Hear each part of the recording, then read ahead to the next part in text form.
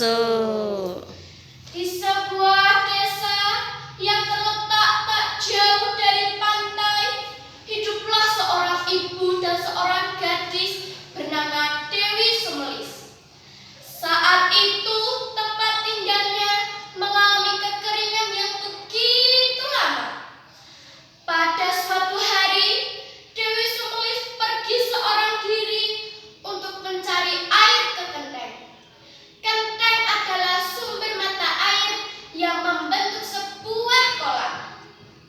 Karena perjalanan yang begitu jauh membuatnya kelelahan. Lalu ia beristirahat di tepi genteng hingga tertidur.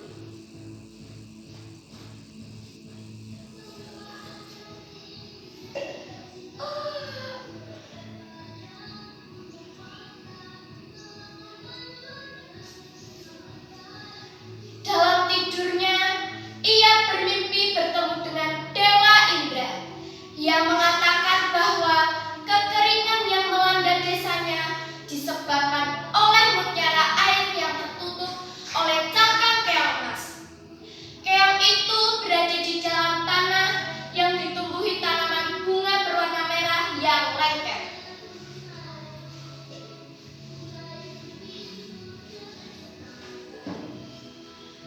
Sesampainya di rumah, ia menceritakan mimpinya kepada orang tuanya dan masyarakat, tetapi tidak ada yang mempercayainya. Dewi Sumelis sangat kecewa, lalu ia bertekad untuk mencari mutiara air itu. Tekadnya sudah bulat untuk mencari mutiara air tersebut. Ia akan membuktikan bahwa apa yang dikatakannya memang benar adanya. Lalu ia berpamitan untuk mengambil air. Sesampainya di genteng, ia tidak segera mengambil air, melainkan masuk ke dalam hutan. Ia terus pergi ke dalam hutan sampai jauh malam.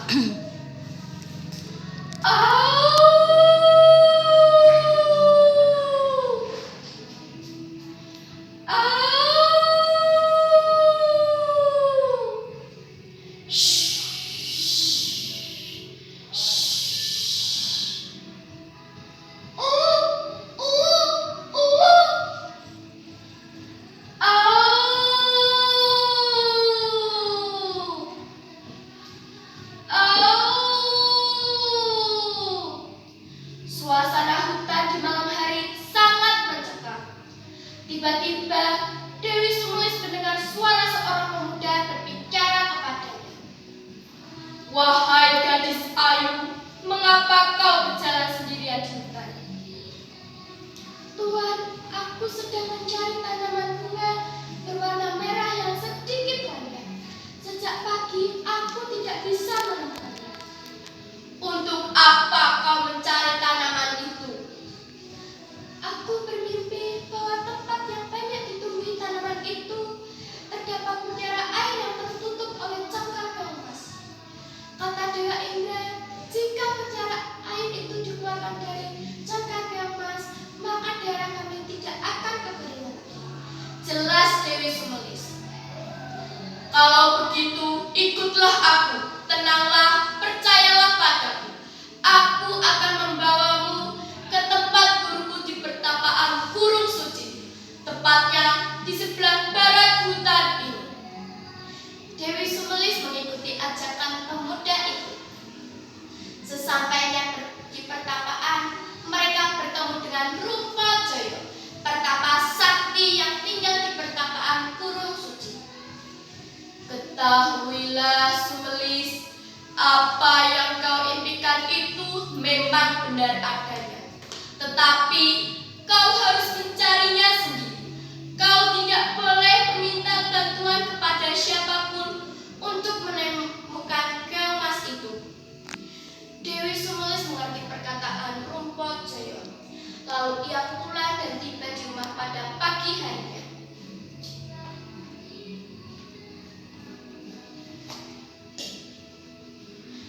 Sesampainya di rumah, lagi-lagi ia menceritakan bahwa ia pergi untuk mencari mutiara air itu. Tetapi semua orang semakin tidak percaya, bahkan menganggap Dewi Sumlis sudah gila. Dewi Sumlis sangat sedih. Lalu ia berjalan ke selatan menuju laut. Sesampainya di sebuah bukit yang penuh dengan semak belukar, kakinya terkena bumi. Aduh, kakiku sakit terkena bumi. Tetapi aku harus tetap mencari tanaman itu. Sambil duduk menahan rasa sakit, tidak sengaja air mata Dewi Sumlis menetes pada sebuah cangkang yang tersembunyi di dalam semak. Ternyata cangkang yang itu terbuka oleh tetesan air mata Dewi Sumlis. Dengan cepat Dewi Sumlis mengambil mutiara air itu dari dalam cangkang keong.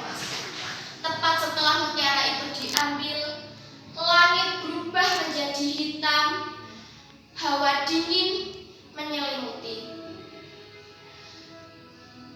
Hawa dingin menyelimuti, angin kencang berhembus kencang.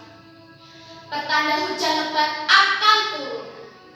Hujan pun turun selama 3 hari 3 malam tanpa reda.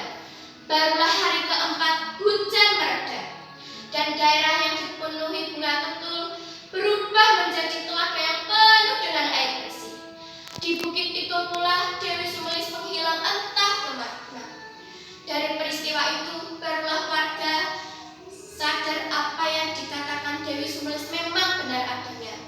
Warga sangat bersyukur dan berterima kasih kepadanya. Kemudian telaga itu diberi nama Telaga Kelis sebagai bentuk penghargaan perjuangan Dewi Sumlis menemukan mutiara air itu. Demikian kisah Telaga Kelis. Kisah ini memiliki pesan moral bahwa kita tidak boleh menyepelekan orang lain dan kita harus bersyukur terhadap apa yang kita dapatkan. Terima kasih. Sekian cerita dari saya. Wassalam.